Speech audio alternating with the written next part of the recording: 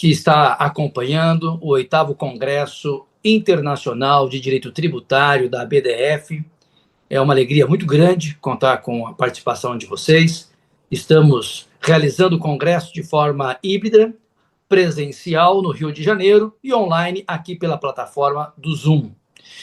E o tema desse painel 21 é sobre contribuições previdenciárias. Nós contamos hoje com excelentes advogados, palestrantes, procurador também aqui hoje conosco, que são muito conhecedores sobre este assunto e muito contribuirá com este debate. Antes de iniciarmos, quero agradecer em nome dos palestrantes do painel, agradecer à presidente, doutora Betina, e também ao doutor Gustavo Brigagão, pelo convite e, em nome deles, agradecer a toda a equipe de organização deste 8º Congresso, que é um dos maiores congressos de direito tributário internacional realizado aqui no Brasil. O tema contribuições que vamos debater hoje é de suma importância no direito tributário, porque ele representa, dentro do que nós chamamos de seguridade social, uma das maiores arrecadações e de maior importância para a sociedade. Números recentes apresentam que a arrecadação para a Seguridade Social ela está em torno de 800 bilhões de reais. Há pressão de toda ordem, pressão política, pressão econômica, pressão sobre segurança jurídica, e tudo isso porque a finalidade é indiscutivelmente para o bem social. Há setores de todas as ordens que recolhem e sofrem incidência de uma forma maior, outros de uma forma menor e outros, inclusive, de forma de não incidência, com suspensão, isenção. E este caldo jurídico tributário é que nós vamos debater aqui hoje. E vamos começar com a nossa primeira palestrante, a doutora Mariana Neves de Vito. Ela é advogada, especialista em direito previdenciário, autora de livros sobre o assunto e para quem eu já passo a palavra imediatamente e a quem eu agradeço a disponibilidade para contribuir com este painel e com esse congresso. Doutora Mariana, a palavra é sua. Bom dia a todos e a todas, é um prazer estar aqui e falar com vocês.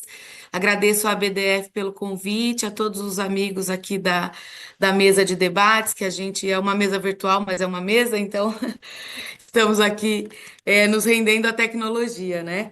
E por falar em tecnologia, o meu assunto é absolutamente tecnológico. Eu vou falar sobre a solidariedade e a subsidiariedade no caso da contratação por meio de plataformas digitais. É um tema muito interessante, porque é um tema novo, é um tema que efetivamente não existe legislação a respeito. Então, estamos falando aqui de uma nova forma de contratação, uma nova forma de trabalho, uma revolução efetiva. Quando eu analisei a jurisprudência para tratar desse assunto, grande parte da jurisprudência, a palavra que eu mais observo é evolução e revolução. Revolução do transporte, revolução das entregas, revolução da contratação, revolução do ambiente de trabalho. Então é interessantíssimo que a gente tenha trazido aqui. Eu não acho que eu vou trazer respostas, eu acho que eu vou trazer perguntas, mas mesmo assim eu vou colocar aqui para vocês. Vou tentar compartilhar minha apresentação, vamos ver se dá certo.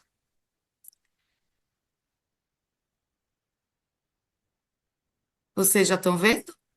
Sim, está tudo ok, Mariana. Eu estou vendo aqui, pelo menos.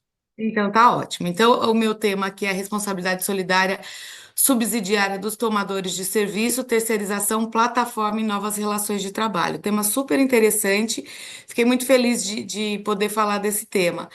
Mas antes, eu vou dar um pouco aqui,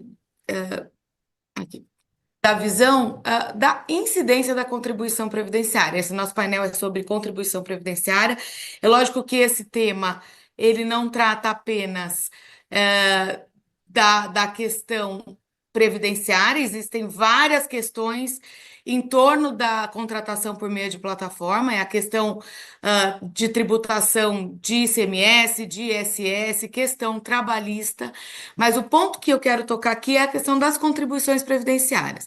Então, quando eu tenho a incidência das contribuições previdenciárias? Eu tenho a incidência dessas contribuições, basicamente, quando eu tenho a prestação de serviço por pessoa física. O que que eu preciso, o que que é básico aqui para que exista o recolhimento da contribuição previdenciária? É básico que exista o pagamento de remuneração em virtude da prestação de serviço por pessoa física, com ou sem vínculo empregatício. Então, isso está no artigo 195 da Constituição e isso está também no artigo 22 da Lei 8212. Então, se analisarmos esses artigos, está bem claro que a Seguridade Social será financiada pela a Seguridade será financiada pela contribuição da empresa, incidente sobre a folha de salários e demais rendimentos do trabalho pagos ou creditados a qualquer título à pessoa física que lhe preste serviço. A Lei 8212, ela fala a mesma coisa. A contribuição patronal será de 20% sobre o total das remunerações pagas, devidos ou creditados a qualquer título durante o mês aos segurados empregados e trabalhadores avulsos que lhe prestem serviço. O ponto básico aqui é a prestação de serviço. Então, se eu tenho um trabalhador na minha empresa que me presta serviço, sendo ele pessoa física, e aí a pejotização é um outro ponto que eu não vou abordar aqui, mas é um ponto que retira a incidência porque não é pessoa física e sim pessoa jurídica. Então, tendo uma prestação de serviço por pessoa física, deveria haver a incidência de contribuição previdenciária. No caso das plataformas de serviço, o que se alega, o que se tem como defesa para a não incidência da contribuição, porque hoje em dia o que que acontece?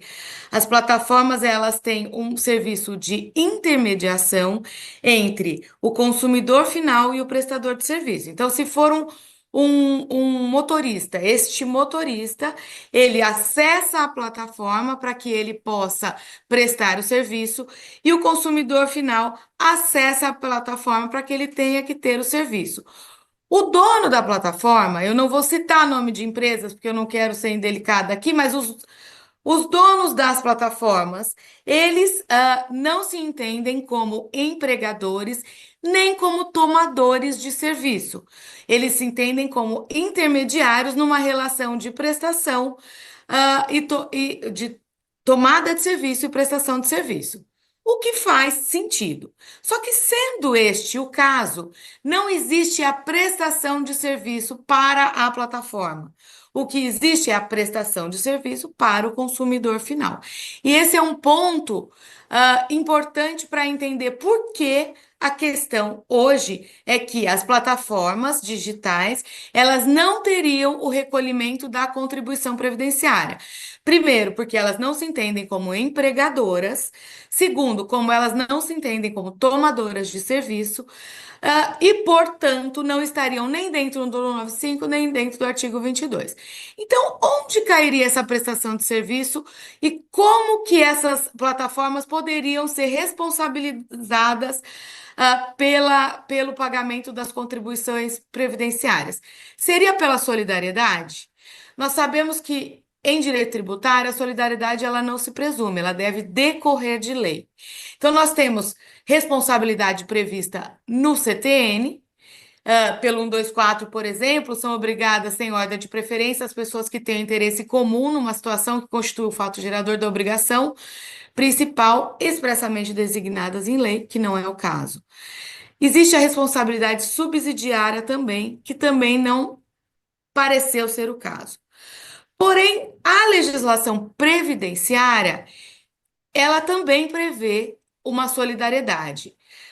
Antigamente, anos atrás, lá até o início dos anos 2000, o artigo 31 da Lei 8212 de 91, ele previa a solidariedade, ou seja, na contratação de terceirização, a empresa contratante seria, então, responsável solidária pelos pagamentos das contribuições previdenciárias não pagas pelo contratante, pelo contratado. Esse artigo ele foi alterado. O artigo atual ele trata de não mais de solidariedade, mas da substituição pela retenção de 11% na prestação do serviço de cessão de mão de obra. Essa retenção ela é de 11% quando existe cessão de mão de obra. E o que é cessão de mão de obra? É colocação à disposição da contratante, na sua dependência ou na de terceiro, de segurados que realizem serviços contínuos, relacionados ou não com a atividade fim, desde que seja nas dependências da empresa contratante. Veja, neste caso, também existe uma questão, se o que estamos falando aqui é ou não cessão de mão de obra. Além de ser cessão de mão de obra, existe um rol exaustivo dos serviços que deverão ter a cessão de mão de obra, a retenção de 11%. E dentre estes serviços, não aparece a intermediação por plataforma. Então, também estaria fora do âmbito estritamente legal. Não existe incidência porque não há prestação de serviço direta, não existe incidência porque não está dentro da terceirização por cessão de mão de obra e nem no rol exaustivo dos artigos 111 e 112 da Instrução Normativa 2110. Porém, existe aqui o desafio de quem será responsabilizado. Por quê? Porque na questão da uberização, que é o que se chama hoje da prestação de serviço por plataforma, existe a ausência do vínculo formal, existe a fragmentação da realização do trabalho, porque o serviço é prestado por meio de um aplicativo, não há um contrato direto nem com o consumidor, nem com a empresa. E existe uma precarização da relação de trabalho, porque a pessoa que presta serviço, ela não tem direitos nem trabalhistas e nem previdenciários se ela não tomar a sua própria providência. A prestação de serviço, então, portanto, é para o consumidor final. E como, então, que isso pode ser resolvido? E eu estou caminhando aqui para o fim da minha conversa. A resolução deste problema, ela não está simplesmente no âmbito tributário. Ela está, obviamente, no âmbito trabalhista, porque assim como todas as questões previdenciárias, que é um mix de direito do trabalho com direito tributário, existe a necessidade de se analisar o que tem sido dito, ah, na, o que tem sido dito, no direito do trabalho. E o que tem sido dito? No Supremo Tribunal Federal hoje, a empresa Uber, ela argumenta que a decisão do TST, porque há várias decisões do TST falando que se trata de relação de emprego.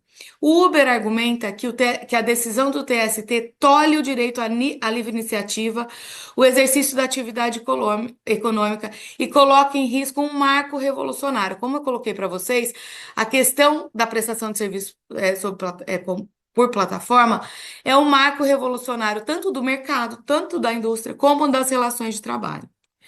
Nesse caso, o que nós temos de jurisprudência trabalhista? Temos decisões do TST que são favoráveis e desfavoráveis, ambas falando da revolução e da evolução das relações de trabalho.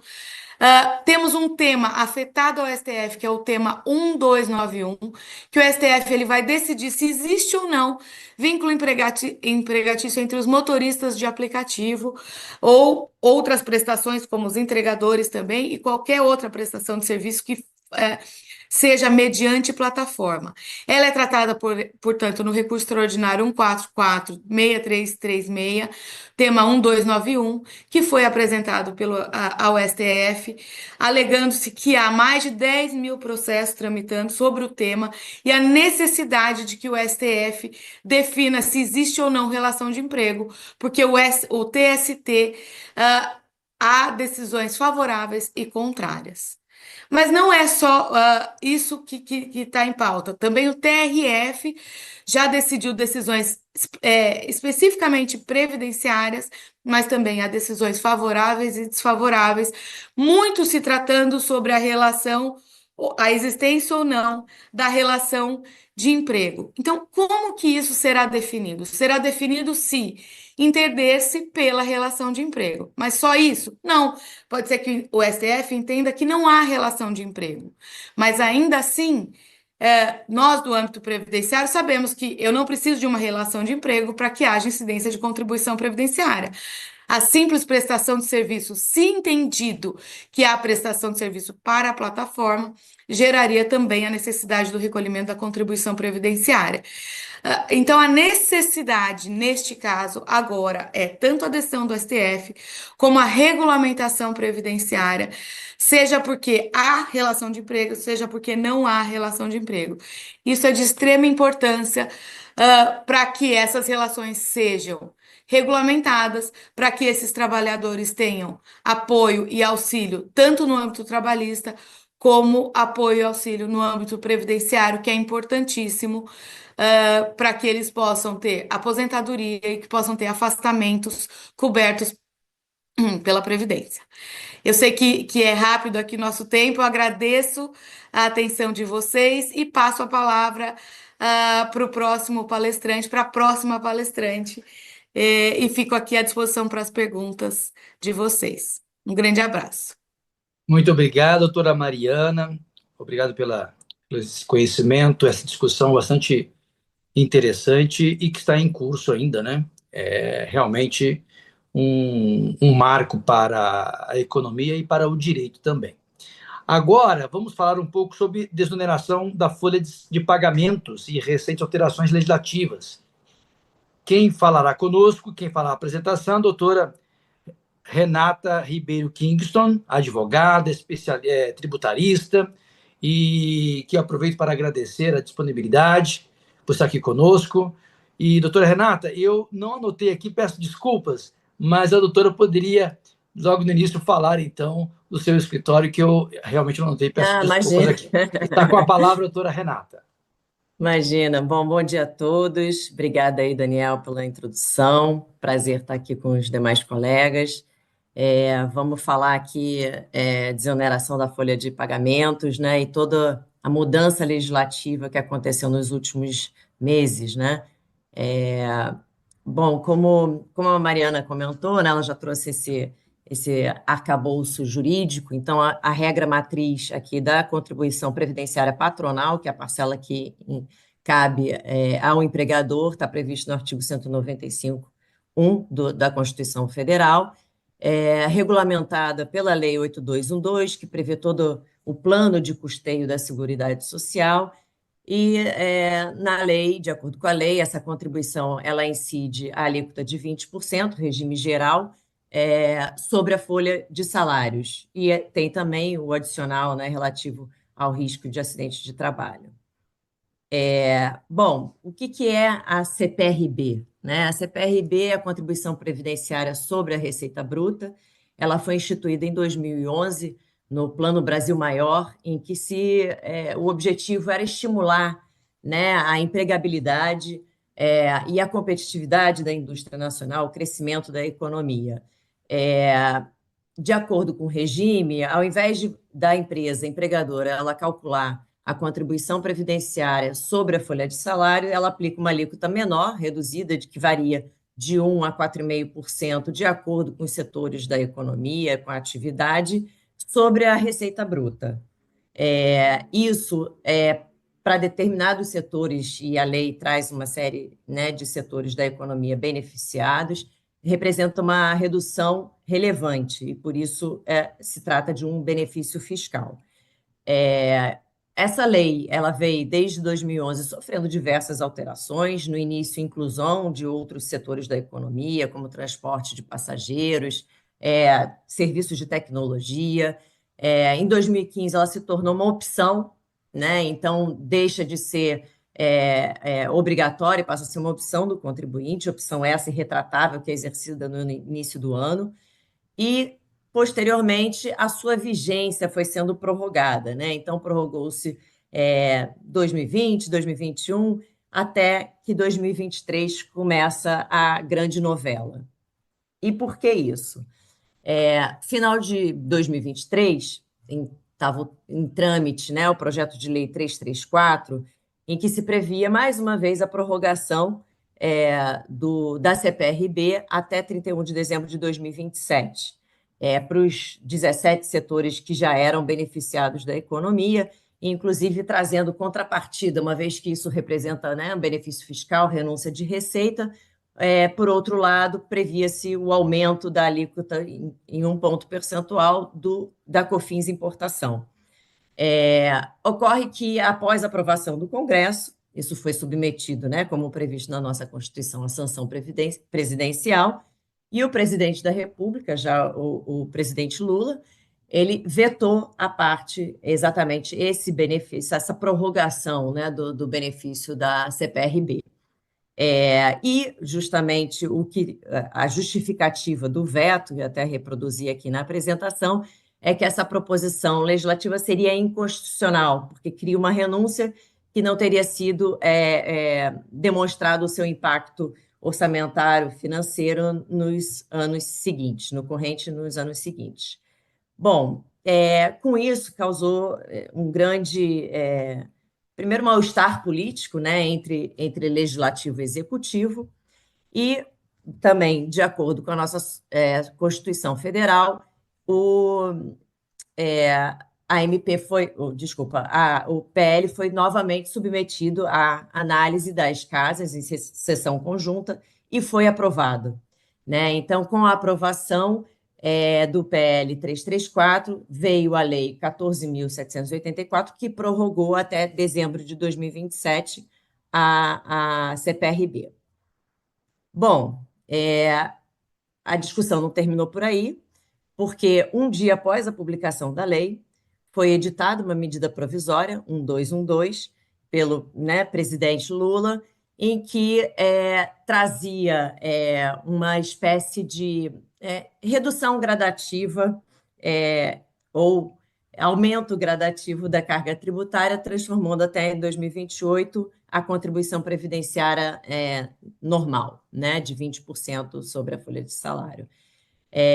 Isso, novamente, veio toda uma discussão legislativo-executivo.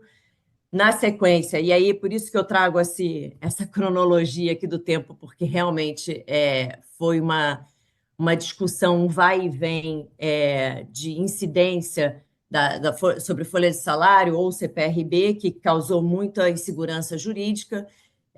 Então, logo na sequência, em 27 de fevereiro de 24, né, lembrando que teve em dezembro de 23 a publicação da MP, então, fevereiro de 24 veio uma nova MP, 1208, revogando a MP 1202, no que tange essa reoneração parcial da contribuição previdenciária, e com isso reestabelecendo, né, a vigência da lei 14.784, que prorrogou até dezembro de 27 a CPRB.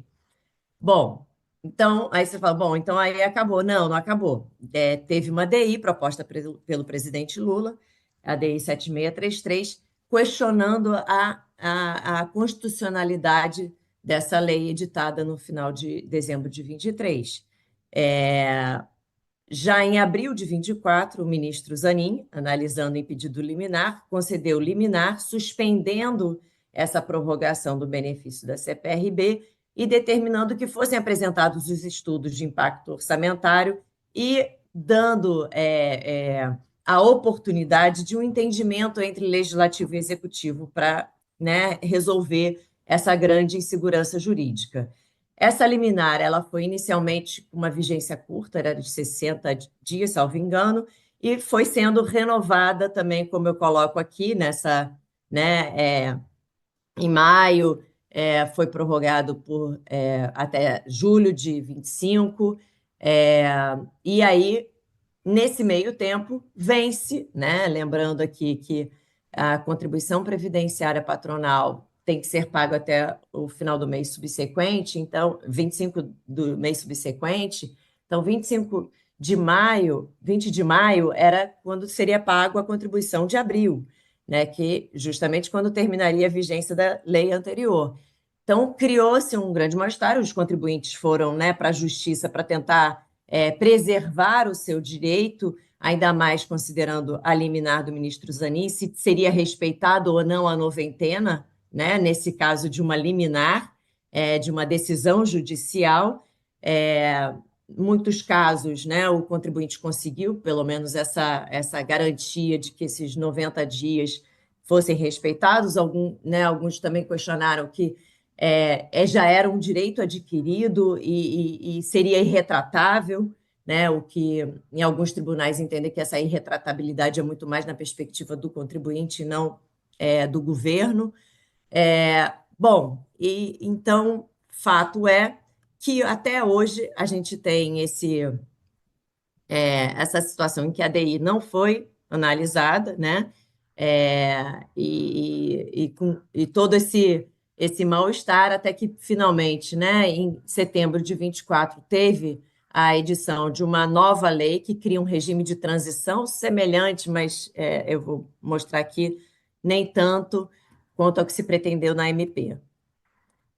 Então, como eu disse, né, vários contribuintes ingressaram com ações específicas para conseguir preservar o seu direito, o respeito à noventena foi obtido, e hoje é isso que temos, né? Então, vai haver uma transição em que a alíquota da CPRB vai sendo reduzida, enquanto a contribuição patronal ela vai sendo aumentada até que em 2028 se encerra e volta-se ao regime da 8212, que é 20% sobre a folha de salário.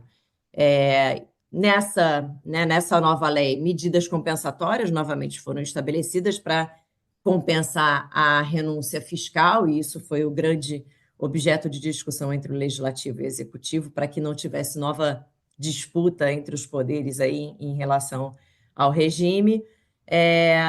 E o curioso, né, assim, aqui a gente traz, né, toda essa insegurança jurídica que vem, né, de tanto tempo sendo discutido no Brasil, que, infelizmente, né, a gente, no contexto de reforma tributária, aí ampliando um pouquinho o leque, mas eu juro que eu já estou terminando, se falou muito, né, da necessidade de uma segurança jurídica no ambiente tributário, para atração de investimento, para impulsionar a economia. A reforma tributária é aprovada, emenda constitucional 132, lei complementar 214, e aí a gente tem esses caos paralelos, né? Então, a gente teve essa grande bagunça em relação à CPRB, a gente teve um outro caos recente em relação ao PERSE, que era o incentivo de retomada dos setores de eventos, né, que foram drasticamente atingidos pela pandemia, que, de repente, o benefício foi cortado, apesar de ser um benefício condicionado e a tempo determinado. O caos do IOF, esse vai e vem de aumenta a alíquota, volta a alíquota e vai para a justiça também. Então, você vê que a questão tributária ela virou um caos, e um caos entre os três poderes, né? Executivo, legislativo e judiciário. Então, você tem que aguardar para saber efetivamente qual é a sua tributação, o posicionamento desses três entes, o que a gente vê que estão realmente divergindo. Enfim, um momento, eu acho, de uma grande instabilidade jurídica, mas que eu torço, né, para que dias melhores venham, né? Como brasileiro, a gente nunca desiste, então que sigamos. Obrigada mais uma vez e vamos ouvir aí os demais palestrantes. Muito obrigado, doutora Renata. Foi uma satisfação ouvir. Realmente a insegurança jurídica é um tema que permeia não só o direito tributário, não só as contribuições, como várias áreas do direito no nosso país. Vamos ouvir agora o nosso palestrante, doutor Alexandre Erlim. Ele é tributarista, conselheiro da BDF, advogado do escritório Ciari Moreira Advogados, e está aqui nos prestigiando com a sua presença, a quem passo a palavra para em 15 minutos explorar o tema sobre contribuições também. Muito obrigado, doutor Alexandre, a palavra é sua. Bom dia a todos. Agradeço nosso presidente pela apresentação, agradeço muito a BDF pelo convite, e é um enorme prazer e uma honra estar aqui compartilhando esse painel com meus ilustres colegas. O tema que me cabe apresentar hoje refere-se às contribuições previdenciárias sobre verbas trabalhistas indenizatórias, né, que é um tema bastante amplo, que possui inúmeros desdobramentos. Então, eu vou tentar aqui, nesse breve tempo, dar uma introdução breve, tratando ali dos principais casos, para no final tentar demonstrar a tendência que existe hoje para dirimir esses casos, né? A Seguridade Social, como todos sabem, ela é financiada por toda a sociedade, né? E aí, quer por meio de recursos provenientes de orçamentos, né, de União, Estado, municípios, Distrito Federal, quer pelo produto da arrecadação das contribuições sociais. E dentre essas contribuições sociais se encontra a contribuição previdenciária patronal, que é a que eu vou me ater aqui, em relação a esses casos. Essa contribuição previdenciária patronal, conforme a Mariana colocou, ela incide sobre a folha de salários e demais rendimentos dos salários pagos à pessoa física, né, e sempre em retribuição pela prestação do serviço, ainda que sem vínculo empregatício. A Lei 8.212, também já mencionada aqui pela Mariana e pela Renata, estabeleceu que essa contribuição ela incidirá a alíquota de 20%. Essa alíquota de 20% ela é aplicável às pessoas jurídicas em geral, né, em se tratando de instituições financeiras, seguradoras e assemelhadas, há ainda um adicional de 2,5%, e essas alíquotas elas incidem sobre o chamado salário de contribuição, né?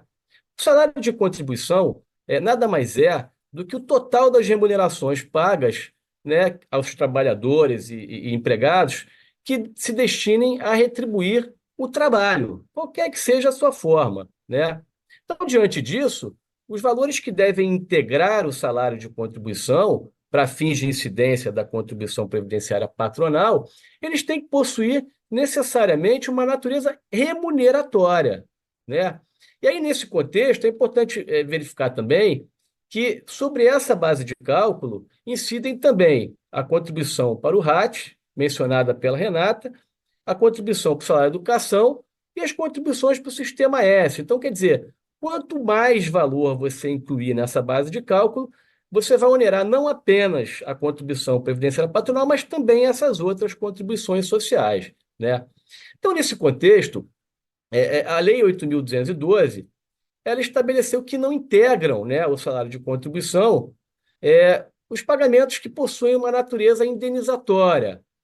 O que é natureza indenizatória? São aqueles pagamentos que se destinam a reparar ou compensar despesas ou prejuízos, danos que tenham ocorrido no contexto de uma relação de trabalho e que, portanto, possuem essa natureza puramente indenizatória e não remuneratória, não fazendo parte da remuneração pelo serviço prestado, né? Notem que a própria Lei 8.212 ela relacionou exemplificativamente, isso é uma discussão que existe, né? Essa lista ela não é taxativa, ela é exemplificativa, ela relacionou os benefícios que não devem integrar o salário de contribuição, quer por revestirem natureza indenizatória, quer por se tratarem de benefícios de natureza puramente previdenciária. E aí a gente tem diversos tipos de remuneração: auxílio-doença, despesa médica, despesa com viagem, férias indenizadas, vale-transporte, contribuições para planos de previdência complementar e várias outras, né? Então, é nesse contexto que surgiram discussões que aí se estendem por mais de uma década, né? Sobretudo em relação a benefícios pagos a empregados cuja exclusão ela não esteja expressamente prevista na Lei 8.212. A Receita Federal ela tem uma tendência a dizer o seguinte: olha, não está na Lei 8.212, então tem que incluir na base, né? E que não é muito uma realidade. E as discussões todas elas giram em torno disso, né? E notem que mesmo alguns benefícios, né, tidos como não remuneratórios pela própria Lei 8.212, têm sido discutidos ali em relação à quantificação dos valores pagos a esses títulos que devem ser ou não incluídos na base de cálculo da contribuição previdenciária patronal. Então, há benefícios, por exemplo, que a Receita Federal atribuiu natureza remuneratória, né? E o STJ e o STF concordaram, né? Como é o caso, os senhores conhecem, do 13º salário. Eu tenho aqui a súmula STF 688 que tratou disso. E para os senhores verem como é que a questão se tornou controvertida, né, em torno desses benefícios, há outros casos em que a Receita Federal atribuiu a natureza remuneratória e apenas o STJ apreciou e concordou com essa natureza remuneratória. E o caso não foi levado ao STF, por se tratar ali de discussão que envolveu matéria infraconstitucional, né? Aí, nesse caso, a gente tem o adicional de insalubridade, o auxílio alimentação, pago em espécie, o auxílio moradia, pago em caráter habitual, descanso semanal remunerado, dentre outros. E ainda benefícios que a Receita Federal buscou atribuir natureza remuneratória, mas o STJ não concordou. E a Receita Federal acabou se rendendo, né, ao entendimento do STJ, foi o que aconteceu com o aviso prévio indenizado. Há até pareceres da Procuradoria reconhecendo, né, ali a aplicação do caso julgado pelo STJ. Há ainda benefícios, por um outro lado, que a Receita Federal buscou limitar a exclusão prevista na Lei 8.212, como eu comentei. E o STF não concordou, como, por exemplo, é o caso do Vale Transporte, né, pago em espécie, né? Outros casos ainda, que a Receita buscou limitar a exclusão prevista na Lei 8.212, que o STJ não concordou, como auxílio-doença nos primeiros 15 dias. Esse caso, particularmente, foi muito discutido no âmbito do CARF e hoje há uma recentíssima súmula CARF, né, editada sobre esse assunto, a súmula CARF 219, que diz que não incide a contribuição previdenciária patronal sobre esse tipo de verba, né? Há benefícios ainda que a Receita Federal interpretou possuir natureza indenizatória. Vejam isso, o STJ concordou, mas o STF entendeu possuir caráter remuneratório. Foi o que aconteceu com o terço constitucional de férias indenizadas ou gozadas, objeto do tema STF 985, né? Por fim, ainda há benefícios que a própria Lei 8.212 previu ter natureza remuneratória, a Receita Federal e o STJ concordaram, e o STF não, por entender revestir a natureza indenizatória. É o caso do salário maternidade, objeto do tema 72. Nesse caso, o STF entendeu que a licença maternidade, o salário maternidade, ele seria considerado um benefício de natureza previdenciária e não remuneratória. Vejam, então, no contexto de toda essa confusão, que em todos esses casos, a questão central discutida sempre esteve relacionada a basicamente dois requisitos, né? A existência de habitualidade, né, no pagamento do benefício e a existência de vínculo direto desse pagamento com o trabalho realizado pelo empregado ou pelo trabalhador avulso, né? Em relação a esse último requisito, é importante destacar que o STJ ele fez uma interessante distinção, né? O que se entende por remuneração pelo trabalho e remuneração do trabalho, porque, a rigor, todas essas verbas que nós estamos falando, elas decorrem do trabalho, né? Se o sujeito não trabalhasse para o empregador, ele não receberia nada disso, né? Então, essa distinção é importante a partir do momento em que se considera a remuneração pelo trabalho, quando o pagamento da verba ele é feito diretamente para retribuir as horas trabalhadas ou colocadas à disposição do empregador, né? Enquanto a remuneração do trabalho ocorre quando o pagamento da verba não é feito em retribuição por qualquer serviço diretamente, mas em função da ocorrência de um dano, de uma contingência, um prejuízo, eventualmente, decorrente da própria relação do trabalho que precisa ser reparado ou compensado, né? No âmbito do STF, essas questões elas foram inicialmente examinadas à luz do artigo 201 da Constituição Federal, que prevê ali que a contribuição social patronal ela vai incidir sobre ganhos habituais do empregado. Então, ali surgiu o início da discussão relativa ao critério da habitualidade, né? Se a verba for habitual, entra na base. Se não for habitual, não entra na base. É curioso notar que diversos casos do STF ele chegou a apreciar a questão de mérito, né? Por envolver ali algum aspecto que se entendeu de natureza constitucional, como a contribuição patronal incidente sobre o salário e maternidade, já comentado, tema 72, a questão da participação dos empregados nos lucros e resultados, o tema 344, e o terço constitucional de férias, que foi um dos últimos casos a serem julgados, tema 985, né? Ocorre que, mais recentemente, os senhores devem ter acompanhado, né, os julgamentos do STF eles têm seguido uma tendência de considerar esse tipo de discussão e de controvérsia como um tema infraconstitucional e, portanto, delegam a tarefa de apreciá-los pelo STJ, né? Esse entendimento ele começou a ser cristalizado com o tema 1100, né, no STF. Com isso, na prática, dificultou-se muito o direcionamento desse tipo de discussão para o STF, né? Então, nesse contexto, se vê a dificuldade que se tem, né, para poder levar essas questões hoje para o tribunal. Vê-se, portanto, que há uma tendência, né, a julgamentos que levem em conta as características e especificidades de cada caso, né? Há também uma tendência de, nessa análise casuística, serem considerados aí os critérios da habitualidade e da vinculação ao trabalho. Há, por fim, uma tendência também que esses casos terminem no STJ, né? E aí, nesse ponto, como a análise sempre é casuística, é muito importante e recomendável ter muita cautela com o enunciado da súmula 7, porque se a gente envolver matéria de fato nessa discussão, nem o STJ vai querer examinar a matéria, né? Então, já caminhando para o final aqui da minha breve exposição, a gente vê que a vida do empresário no Brasil e, consequentemente, do advogado tributarista não é fácil, né? Outro dia, eu li uma definição ali vinda da turma da Faria Lima, um pouco sarcástica, mas interessante, né? Que eu vou falar para os senhores aqui para descontrair. No Brasil, existem três tipos de empresas.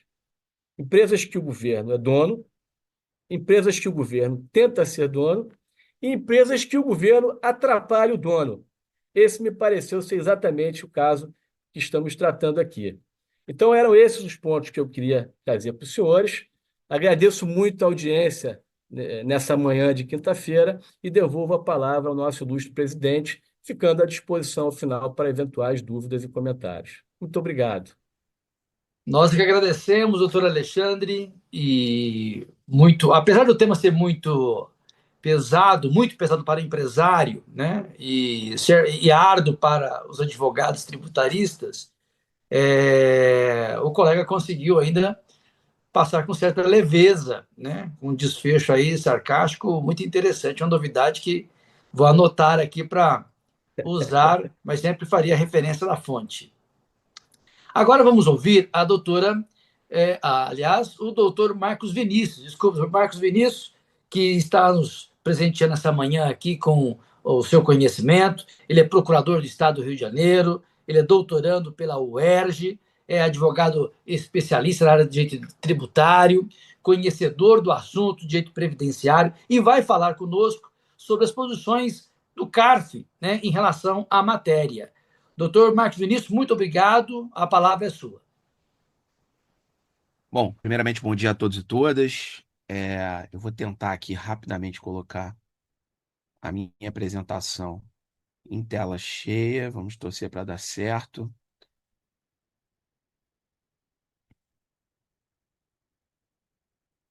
Só um minutinho.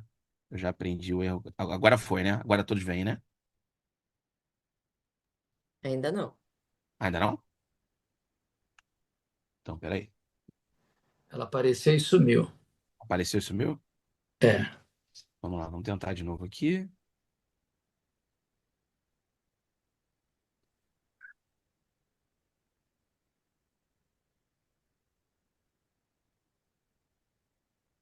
Ainda não. No teste deu tudo certo, né? Na hora. Acontece. Os bastidores deu tudo certo, na hora não tá dando. Vamos fazer o seguinte, eu vou manter. Só um minutinho, peraí. Mais uma vez aqui. Mais uma última tentativa, senão a gente segue mesmo sem o compartilhamento. Perfeito, apareceu agora. Bom, vamos assim, não está com a tela Isso. cheia, mas acho que cumpre bem a função para a gente Isso. não tomar mais o tempo de todos. Primeiramente, bom dia a todos e todas. É um prazer muito grande estar aqui por mais um ano, contribuindo com esse congresso que, enfim, já marca o calendário dos eventos jurídicos no Brasil, especialmente direito tributário, certamente o maior congresso de direito tributário do Brasil e da América Latina. Então, é um prazer muito grande estar participando aqui da sua 8ª edição. Eu que já contribuo aí, se a minha memória não me falha, pelo menos há 4 anos. É um prazer rever alguns amigos, alguns que a gente esbarra aí há mais de 20 anos, né, Alexandre? Que a gente se esbarra aí pelas lidas tributárias, desde a época do IBET. Então, bom dia a todos, bom dia, Daniel, Mariana, Renata, Bruno. É um prazer estar aqui hoje. Bom, a minha função aqui é falar um pouco sobre o papel do CARF na solução de controvérsias ligadas às contribuições previdenciárias. Eu separei um conjunto de tópicos aqui, talvez um pouco pretensioso demais por conta do tempo, mas eu tive a feliz surpresa de ter o Alexandre já falando sobre, enfim, a tributação e o papel da jurisprudência, não especificamente do CARF, mas do STF e do STJ, no que diz respeito a verbas salariais e indenizatórias. Então, eu vou pular essa parte, vou focar em 2 temas principais para a gente aproveitar da melhor forma o tempo que nós temos. Eu vou falar um pouco sobre a tributação do PLR e essa jurisprudência, de certa forma, vacilante, do CARF sobre a matéria, e vou terminar com uma súmula, a súmula 210, que o CARF editou no final do ano passado, sobre grupos econômicos e que eu, pelo menos, considero bastante polêmica quando a gente compara com a jurisprudência do STJ e do Supremo Tribunal Federal sobre o assunto. Então, começando para falar um pouquinho sobre as discussões de PLR e contribuições previdenciárias, primeiro, enfim, como a gente vive numa pirâmide normativa, né, a gente pode dizer assim, essa discussão também, como várias outras em matéria tributária, começa na Constituição Federal, e o artigo 7º da Constituição Federal, que define lá os direitos dos trabalhadores urbanos e rurais, ela define também o direito à participação nos lucros ou resultados, desvinculada da remuneração, e essa parte aqui é fundamental do texto da Constituição, desvinculada da remuneração, e excepcionalmente a participação na gestão da empresa, conforme definido em lei, e por aí vai.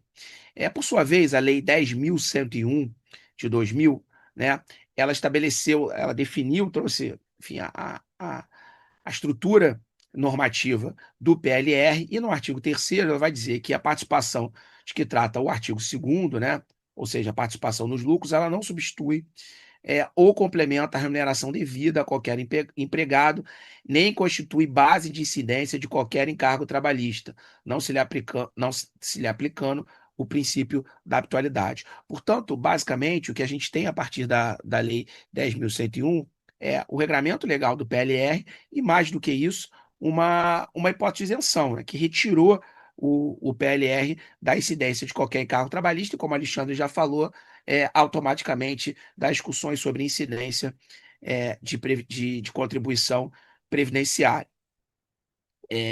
Enfim, o PLR é um instrumento de integração capital-trabalho, né, incentiva a produtividade. Essa é a ideia, essa é a razão de ser, é a ratio por trás da instituição do PLR e também da Lei 10.101.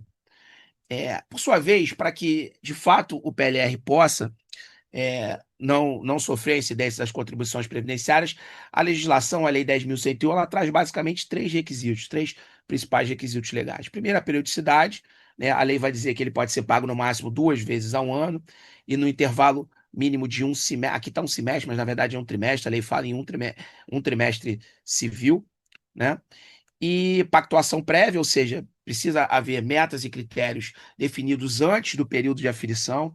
Isso aqui é importante. Quando a gente se aprofundar aqui nos julgados do CARF, a gente vai ver que tem alguns julgados que, a despeito de cumprir todos os requisitos da lei, o fato da pactuação, o fato do período, né, aquisitivo, digamos assim, do PLR ser concomitante ao momento da assinatura, importou na incidência de contribuição previdenciária na hipótese. E metas objetivas, que devem permitir ao trabalhador saber o esforço, né, esperado para que ele receba o PLR como contrapartida, ou seja, essas metas objetivas têm que estar definidas e têm que ser claras também para o trabalhador. Esses são os requisitos que contam da Lei 10.101. E aqui eu, de certa forma, faço uma decomposição dessas regras legais, né, que estão lá na legislação, e vou trazendo aqui, fazendo um cotejamento com o posicionamento do CARF com relação a cada uma delas. Então, primeiro, né, como nós já vimos, a lei proíbe que a PLR seja paga com periodicidade inferior a um semestre civil, leia-se um trimestre civil, e mais do que 2 vezes ao ano. Está lá no artigo 3º, parágrafo 2º. E com relação a interpretando essa regra, o CARF já decidiu, por exemplo, né, que parágrafo 2º do artigo 3º da lei, ele veda o pagamento de qualquer participação, de qualquer antecipação ou distribuição de valores a título de participação dos lucros ou resultados da empresa em periodicidade inferior a um semestre civil ou mais de 2 vezes no mesmo ano civil, né? O que implica incidência de contribuição previdenciária em relação aos pagamentos feitos a título de PLR. E aqui a gente já vê uma discrepância entre o que consta da lei. A lei fala em periodicidade mínima de um trimestre. Já a jurisprudência do CARF cria aqui uma exigência de que essa periodicidade mínima seja de um semestre. Ou seja, se você quiser exaurir o pagamento da PLR num único semestre por 2 pagamentos, em tese por essa jurisprudência do CARF, isso não seria possível. No que diz respeito ao segundo critério, que são as metas e critérios de desempenho previamente estabelecidos, né? O que a regra legal diz é que o PLR tem que estar vinculado a metas e critérios, ou seja, precisa de metas e critérios objetivos para aferir se houve ou não, se há ou não direito à percepção do PLR, e também como segundo requisito que isso tenha sido negociado e formalizado, leia-se por escrito, antes do período de apuração definido no próprio PLR. Ou seja, não dá para você falar assim, vou distribuir o PLR aqui, não, mas a gente não tem a gente não tem isso formalizado nem negociar. Não, então vamos formalizar aqui, mas a gente vai pagar no período referente a todo o ano de 2025, ainda que a gente assine agora. Então, é isso que essa regra aqui visa impedir, né? Isso está lá no artigo 2º da lei, mais especificamente no artigo 2º, parágrafo 1º, inciso 2, que fala que programas e metas e resultados e prazos pactuados previamente. No que diz respeito ao posicionamento do CARF, o CARF tem sido bastante formalista nesse aspecto e tem considerado que deve haver a incidência de PLR naquelas hipóteses em que essas metas e resultados não foram definidos previamente ao período de apuração considerado para a distribuição do PLR. Tá? E aqui eu trago um exemplo de acórdão nesse sentido. E aqui alguns critérios, algumas situações em que, pelo contrário, o CARF chancelou o pagamento já esse caso aqui da Forense, não, do Banco Original, com certeza. Mas ainda tratando sobre metas e critérios de desempenho previamente estabelecidos, né, a gente tem esse caso aqui interessante, que é o caso da editora Forense, em que estabeleceu o pagamento. Esse é o caso dos pagamentos fixos, né? E que, em violação a essa ideia de metas e critérios de desempenho previamente estabelecidos, né? Nesse caso aqui, o contribuinte estabeleceu valores fixos de pagamento de PLR aos seus funcionários, independente da função, do desempenho, enfim, e do atingimento de desempenho específico no atendimento das metas previamente estabelecidas. E nesse caso aqui, o CARF entendeu pela manutenção da cobrança, considerando que a forma como foi estruturado esse PLR aqui desnaturava a natureza de PLR, já que o pagamento não tinha nenhuma vinculação com o atingimento de metas. Né? O que mostra, então, que as companhias têm que tomar cuidado no momento de estabelecer o PLR, fazer um programa sério, um conjunto de metas que sejam, de fato, verificáveis e que discriminem, no bom sentido, a atuação individualizada de cada grupo ou de cada conjunto de funcionários da empresa. Então, entendeu que esse modelo de distribuição de valores fixos não atende à finalidade da norma, que é servir, mais uma vez, como eu coloquei lá no início, como instrumento de integração entre capital e trabalho e incentivo à produtividade. Se você paga todo mundo da mesma forma, você não está incentivando nada, você está desnaturando o PLR. Por outro lado, aqui a gente tem um caso em que o PLR foi validado e, portanto, não incidiu, foi considerada a possibilidade de não incidência de contribuição previdenciária sobre PLR, nesse caso aqui do Banco Original. Então, o CARF decidiu por afastar a cobrança de contribuição previdenciária, porque considerou justamente que os requisitos legais, aqueles 3 requisitos legais, a periodicidade, a necessidade de acordo prévio e a necessidade de estabelecimento de metas e objetivos claros de resultado foram atendidos nesse caso aqui, né? E aí eu grifo aqui uma parte interessante do acordo, em que o CARF diz que não vejo espaço para que a fiscalização discuta o sistema de avaliação usado para cálculo do PLR, pois tais tratativas foram regularmente negociadas pelos empregados e empregadores com a participação do sindicato, estando dentro dos limites dos direitos que podem ser negociados coletivamente. Então, acho que aqui é um importante parâmetro, quer dizer, não importa, não cabe ao fiscal ou à fiscalização discutir os critérios estabelecidos para o estabelecimento de metas e objetivos da companhia para fim de distribuição de PLR. É importante que essas metas e objetivos existam, que sejam sérios e que façam uma diferenciação mínima com relação ao desempenho de cada um dos grupos ou dos funcionários individualmente considerados para fins de aferição do direito ou não ao PLR. Agora, se o critério é bom, se o critério é ruim, a princípio o que o CARF disse aqui nesse caso é que não cabe à fiscalização entrar nesse mérito, está dentro da liberdade negocial entre as partes. Por fim, antes da gente falar sobre a súmula 210, um comentário rápido aqui sobre a súmula CARF 195, né, que faz a distinção entre PLR de empregados e PLR de diretores não empregados. E a súmula 95 vai dizer que os valores pagos aos diretores não empregados a título de participação nos lucros ou resultados estão sujeitas à incidência de contribuições previdenciárias. E aqui, pessoal, para o bem ou para o mal, trata-se do CARF interpretando de maneira literal ou restritiva, né, como eu prefiro chamar, uma regra de isenção, que é essa regra da lei que estabelece o PLR. Ou seja, considerando que, primeiro, os diretores eles são contribuintes individuais e não são empregados propriamente dito, né? Portanto, não recebem valores a título de remuneração decorrente de relação de emprego, né? E considerando que a própria Lei 11.101 ela é expressa em dizer que ela se aplica exclusivamente a empregados seletistas, né? E que, ante a impossibilidade prevista lá no próprio Código Tributário de interpretação extensiva das isenções, portanto, o CARF faz aqui uma leitura mais formalista para dizer que a isenção prevista na 10.101 ela não pode ser estendida para relações não empregatícias, como as relações dos diretores estatutários dos diretores não empregados. Então, nesse caso, o CARF tem uma interpretação um pouco dura, e que eu acho que pode ser discutível essa diferenciação dos diretores em relação aos outros colaboradores, mas pelo menos um entendimento aceitável esse tomado pelo CARF no caso concreto. Aqui eu vou pular toda essa discussão aqui que o Alexandre já tratou de maneira muito mais propriedade do que eu, e falar rapidinho aqui sobre a súmula 210, que foi uma súmula editada no final do ano passado, em setembro ou outubro, salvo engano, né, que trata da responsabilidade solidária de grupos econômicos, que está lá prevista no artigo 30, inciso 9 da Lei 8.212.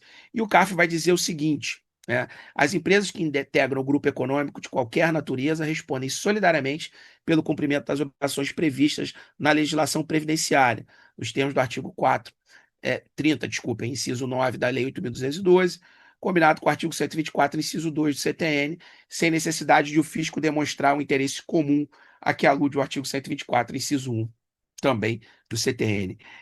Quais são os problemas que eu vejo, e não são poucos nessa súmula?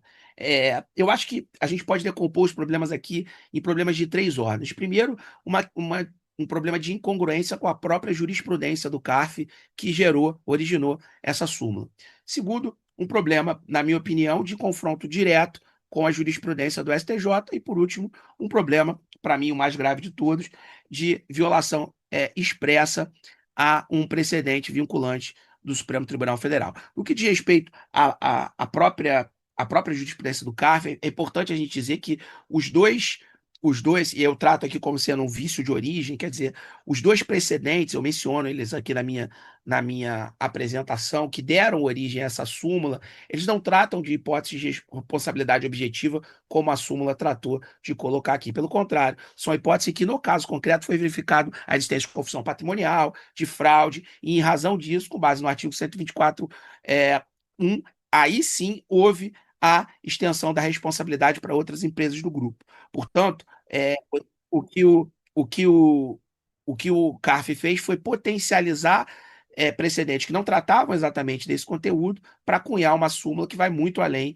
dos julgados. E a única forma que, pelo menos, eu aprendi para tratar e interpretar as súmulas é através da leitura dos precedentes que deram origem a essa súmula. E quando a gente tenta fazer isso nesse caso concreto, é absolutamente impossível, porque elas tratam de assuntos não coincidentes. No que respeita à jurisprudência do STJ, é importante a gente dizer que o STJ, de maneira recorrente, vem vedando a ideia de responsabilizar de maneira solidária, é, sem a demonstração da existência de confusão patrimonial, grupos econômicos. Essa discussão ainda está em aberto no STJ, mas há vários precedentes nesse sentido. E que, no diz respeito ao Supremo Tribunal Federal, já que eu acho que eu estou quase estourando meu tempo aqui, vou dar uma corridinha e juro que já vou terminar, presidente. Com relação ao Supremo Tribunal Federal, acho que aí é a violação mais clara, né? O tema 13 do STF, que declarou a inconstitucionalidade do artigo 13 da Lei 8.620, foi muito claro, o Supremo naquela hipótese, para dizer basicamente duas coisas, e é importante que isso fique claro, né? O resultado do julgamento do RS 562-276 do Paraná, né? E o voto de relatoria da então ministra Ellen Grace. Mais do que simplesmente dizer que o artigo 13 da 8.620, que previa uma hipótese de responsabilidade objetiva dos sócios por dívidas previdenciárias, ou seja, pelo só fato de você ser sócio, ainda que minoritário, ainda que sem poder de mando de uma empresa, você poderia ser corresponsabilizado por dívidas previdenciárias. O Supremo disse que isso era inconstitucional, não só porque constava do artigo 13 da 8.620, que é uma lei ordinária, e essa matéria está submetida à lei complementar, mas também é importante a gente lembrar sempre que a parte do voto da ministra Ellen Grace, que declarou a inconstitucionalidade desse dispositivo, do ponto de vista não só formal, mas também material, por considerar que essa ideia de responsabilidade ampla e objetiva pelo só fato de ser sócio, ela também violava a livre iniciativa. Então, a lei foi declarada inconstitucional por vício formal e material. O Supremo disse que hipóteses de responsabilização ampla, né, que não fazem essa individualização da conduta, elas violam a liberdade de livre associação e, portanto, era inconstitucional também por vício material. Essa parte do acordo nem sempre é lembrada, mas ela está lá e é importante que ela seja respeitada. E o que a gente tem aqui? A gente tem uma hipótese ainda mais grave.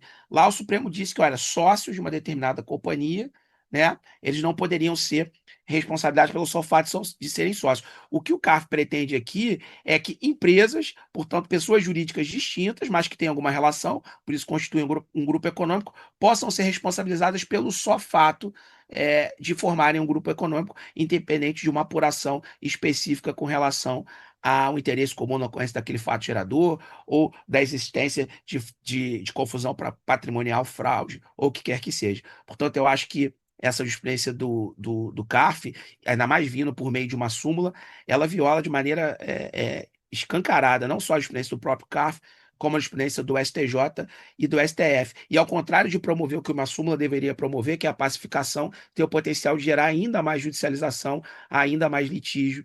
Então, oxalá, em breve, a gente possa ver essa súmula ser cancelada na mesma velocidade que ela foi criada. Acho que é isso, presidente. Agradeço aí, peço desculpas se eventualmente tiver ultrapassado o tempo e renovo aqui meus agradecimentos pelo convite de estar aqui e pela oportunidade de compartilhar essa mesa com os senhores e senhoras. Muito obrigado e bom dia a todos. Muito obrigado, doutor Marcos Vinícius. Foi uma ótima apresentação. O tempo está excelente também.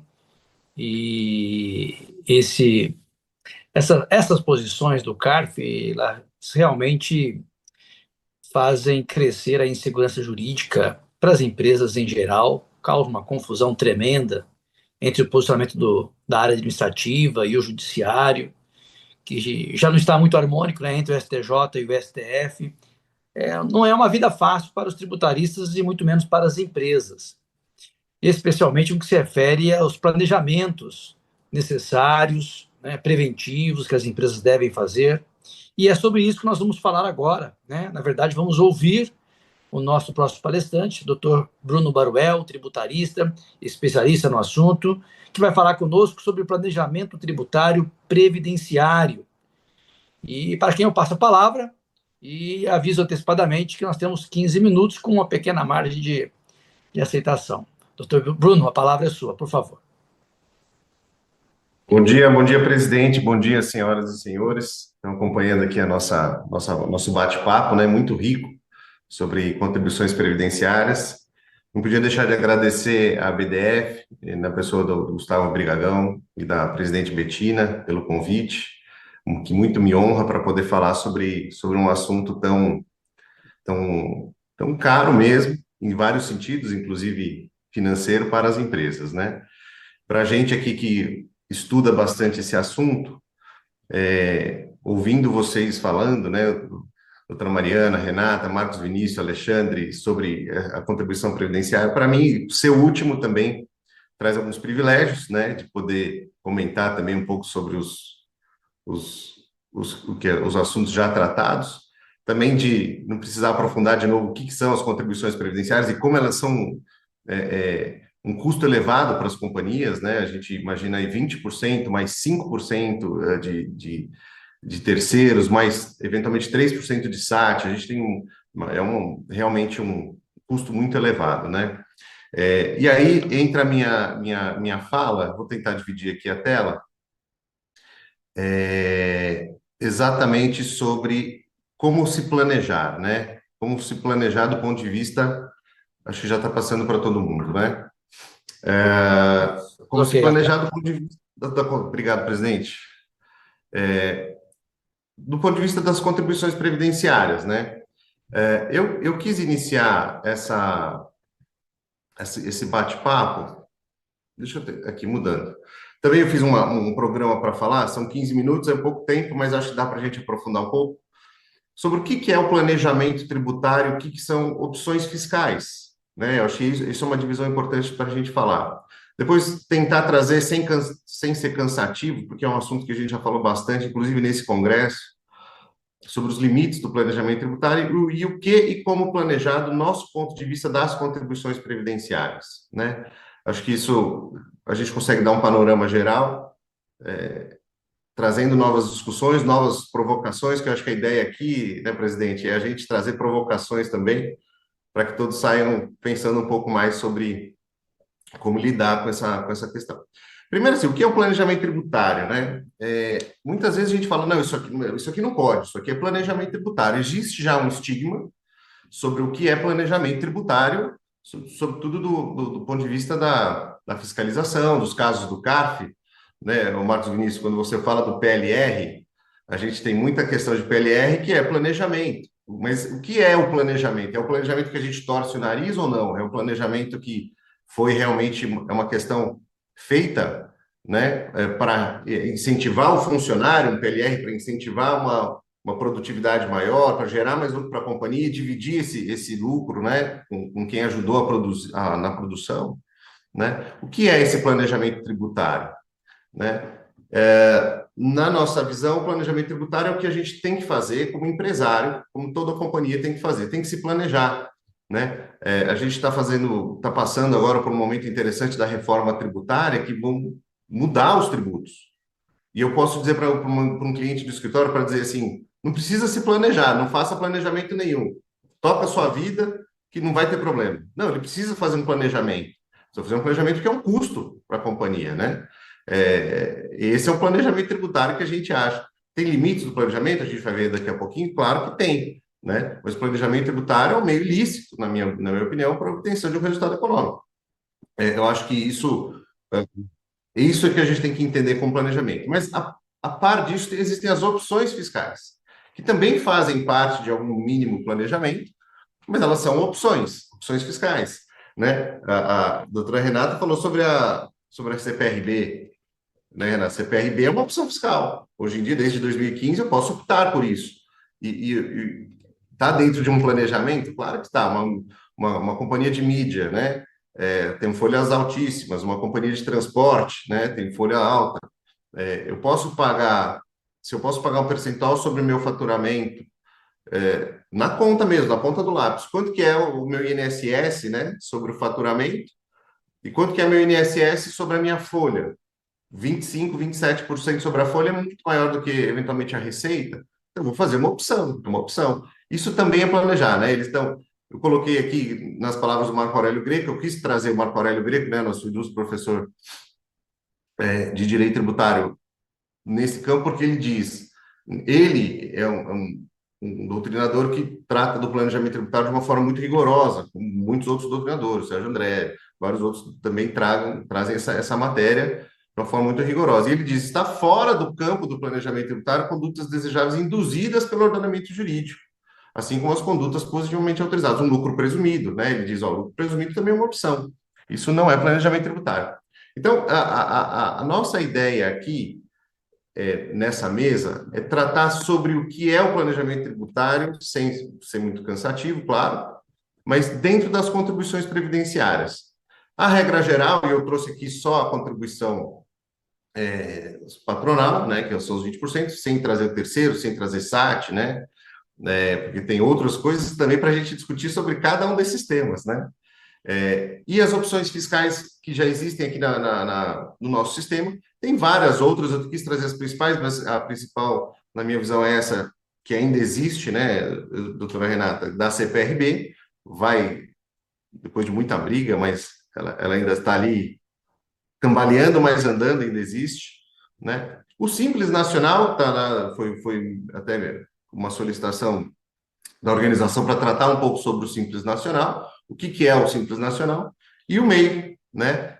Ou seja, uma empresa que pode fazer a opção dentro daqueles 17 setores, pode fazer a opção pela CPRB. Vale a pena para fazer a opção pela CPRB? É uma conta que ela vai ter que fazer. Essa é uma opção fiscal que envolve um planejamento. Não esqueça disso, envolve um planejamento.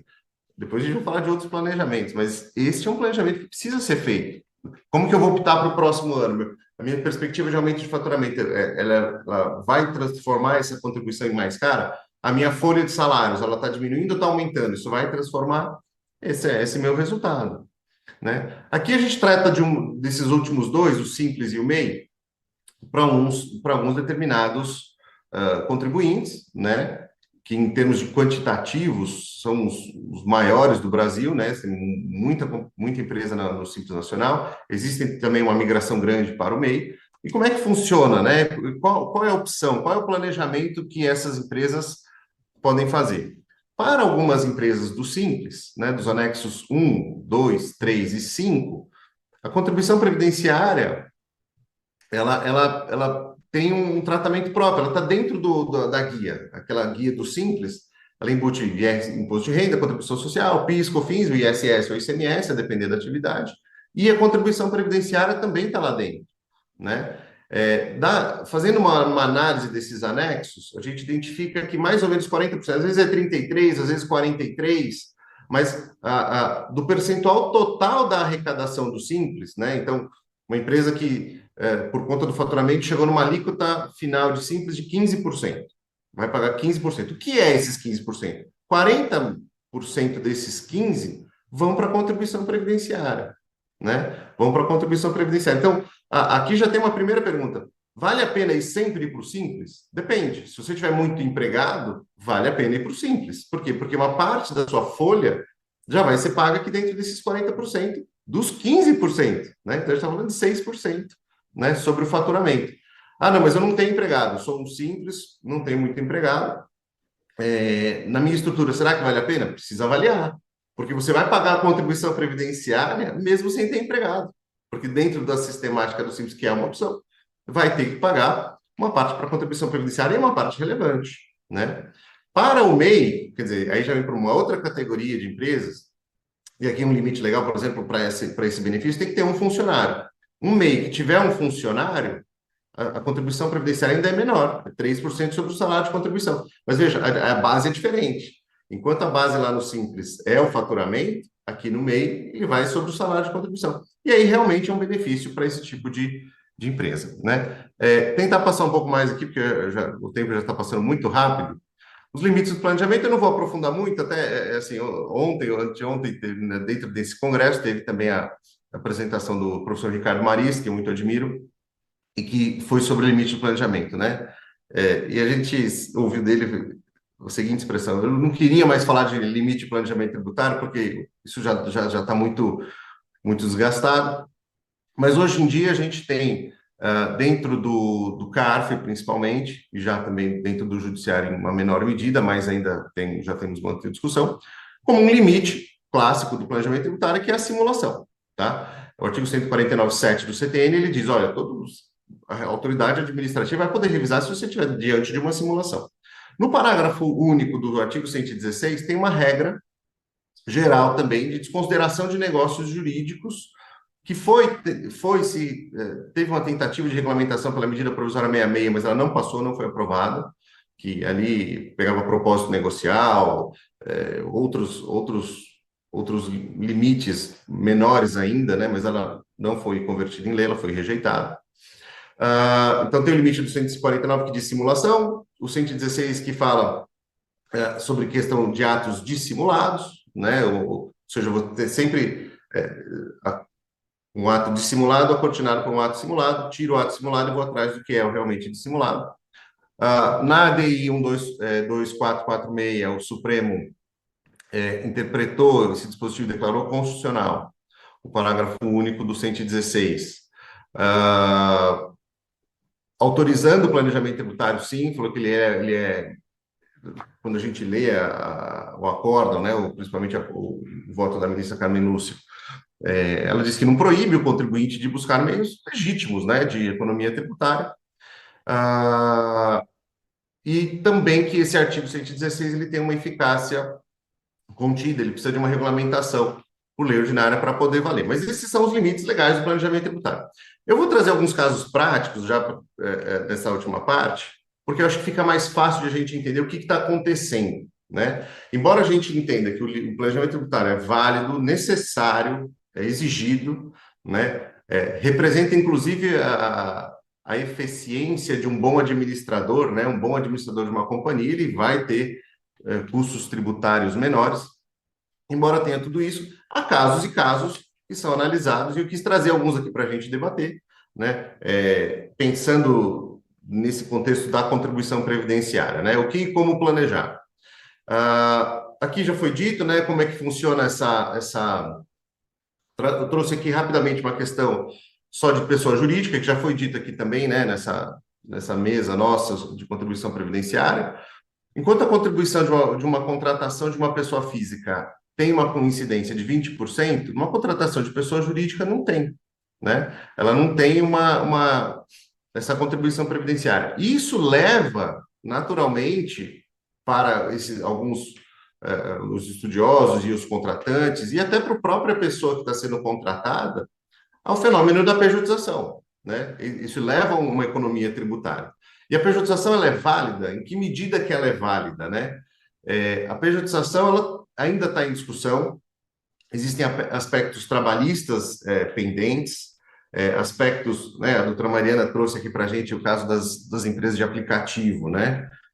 Tem uma discussão trabalhista pendente e tem uma discussão tributária pendente. Às vezes ela se relaciona, às vezes ela não se relaciona. Como ela bem colocou, se tiver o vínculo trabalhista, é certo que vai ter a contribuição previdenciária, mas não, se não tiver o vínculo trabalhista, ainda assim pode ter a contribuição previdenciária, né? Por uma outra natureza de prestação de serviço sem natureza trabalhista. Mas aqui a pejotização, ela ainda gera algum desconforto grande para a fiscalização. O artigo 129 da Lei do Bem, ele traz a autorização. Eu não quis trazer ainda, porque eu acho que ainda falta um aprofundamento maior, se o artigo 129, que prevê a pejotização como válida, ou seja, dizendo, olha, os contratos de pessoa jurídica, quando são serviços intelectuais, né, prestados, mesmo que prestados pelo sócio, ele continua sendo um serviço prestado pela pessoa jurídica e deve ser tratado como pessoa jurídica, ou seja, se isso é uma opção fiscal daquelas que a gente estava falando. Eu não quis qualificar ainda, porque vai ter muita discussão ainda sobre isso, né? Mas será que é uma opção fiscal? Poxa, se a lei me autoriza fazer um método como esse, né, de contratação via pessoa jurídica, será que é uma opção fiscal? Sim ou não? O Supremo já tem caminhado, né, em várias decisões, muitas reclamações acontecendo também, principalmente do ponto de vista trabalhista, ainda tem processos fiscais também nessa situação, já existem processos fiscais com decisões do Supremo em reclamação também sobre isso, mas aqui a discussão que está se colocando ela é válida desde que não seja para simular um contrato de trabalho. E aí, essa simulação do contrato de trabalho, ela tem a ver com a hiper e hipossuficiência do contratado. É isso que está se desenhando. A partir de que momento que eu tenho uma hipersuficiência? Se o contratado tem qualificação, ele tem uma boa remuneração, ele já tem condições de escolher o que ele quer fazer e ainda assim escolhe pela pessoa jurídica, o Supremo tem entendido como válido. Já tem casos também do CARF, do ano passado, desse ano ainda não, dizendo que é válido. Mas se é uma hipossuficiência, uma imposição do empregador, trata-se eventualmente de uma simulação, e aí ele tem uma tributação da pessoa, da contratação de pessoa física, tá? Bom, passei rapidamente aqui sobre isso, quis trazer alguns outros casos aqui, sobre planejamentos que não foram aceitos, até para a gente colocar, né, já indo para o final, tá, presidente? Eu sei que já passou os 15 minutos aí, mas só para colocar Isso. alguns casos que eu só vou relatar e vocês já vão entender do que a gente está falando, né? Casos questionados, o primeiro caso que eu quis trazer aqui para vocês, interposição de pessoa jurídica, tá? É um caso de um planejamento fiscal que foi feito, esse caso que foi analisado, né? Em que uma empresa que tem vários funcionários e não consegue optar pelo Simples, não consegue fazer nada disso, mas a folha de pagamento dele está ali, quase dos 4.800, ele faz o seguinte, pega todos os empregados da empresa dele, demite todo mundo e contrata todo mundo numa segunda pessoa jurídica. E essa segunda pessoa jurídica tem todos os empregados como sócios e ela remunera uma pessoa jurídica, onde tem todos os empregados, e essa pessoa jurídica opta pelo Simples e paga a contribuição previdenciária menor lá dentro, né? Isso o cara olhou e falou assim, não pode. Você está interpondo fraudulentamente uma pessoa jurídica, então esse tipo de planejamento eu não vou aceitar, né? É um caso agora recente, de março, e que ele diz que ela pressupõe uma efetiva prestação de serviço por sociedade regular. E aqui se entendeu que essa sociedade não seria regular porque ela foi imposta pelo contratante. Segregação de pessoa jurídica optante pelo Simples. Aqui é um caso de que a empresa está dentro do Simples e queria se manter dentro do Simples, pagando aquela contribuição menor. Quando ela começou a bater o limite de 4.800, ela cria uma outra pessoa jurídica que segrega atividades em várias pessoas jurídicas. É o caso conhecido na doutrina também como caso Grandene, mas aqui, para fins de contribuição previdenciária, ausência de propósito negocial, o CARF não aceitou. Remuneração de executivos via previdência privada, também não foi aceito agora recentemente. Porque aqui, né, o Marcos Vinícius colocou a questão do PLR de diretoria e de empregados, né? Aqui, e se os executivos, eles não entram no PLR, mas eles vão receber uma previdência privada diferenciada. Também não entende que esse plano de previdência, ele trata da remuneração, e dentro do artigo 116, como é remuneração, descaracteriza o plano de previdência para tratar como remuneração. Bruno, tem menos de um minuto.